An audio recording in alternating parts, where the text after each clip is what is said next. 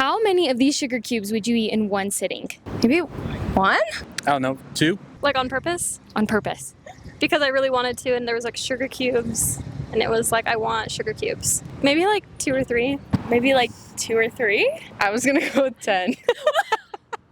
Can you guess how many sugar cubes are in your average can of soda? I know it's a lot. Maybe 3 or 4? Oh, goodness. An awful lot. 8? 15. Close, it's 17. Wow, I was close. That's a lot. How much sugar, if you had to guess, do you think is in this stick pack? How many sugar cubes? I don't know, half of one of those cubes. Okay. None. A cube. Maybe 3 sugar cubes? You're right. There is 0 sugar in these. These are our Nutricost energy stick packs. Do you want to try one today? Sure, yeah. It tastes good.